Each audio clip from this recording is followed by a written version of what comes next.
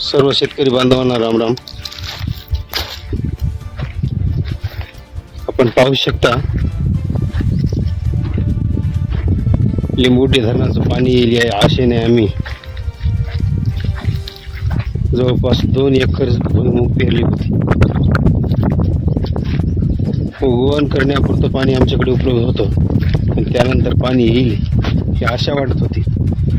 त्या लिंबोटी धरणाच्या पाण्याच्या जोरावर आम्ही भुईमुगाची पेरणी केली. पण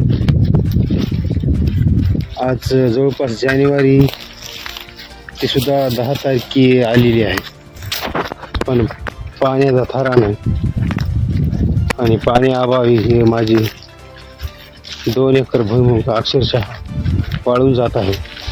आपण पाहू शकता आमच्या शेजारी ज्वारीत सुद्धा पाण्याअभावी काय हाल झालेली आहे. आणि अशी जवळपास निळा या शिवारामध्ये जवळपास 100 एकर शेतीचे नुकसान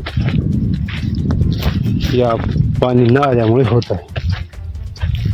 शासन याकडे गांभीर्याने लक्ष देत नाही आणि यामध्ये होणारी शेतकऱ्यांची होरपळ आहे.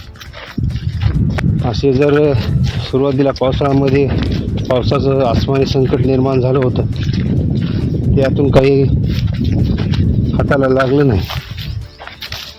लिंबोटी धरण 100% भरल्याची बातमी आली आणि पाणी मिळेल या आशेने शेतकऱ्यांनी पेरणी केली, पण अक्षरशः हे सुद्धा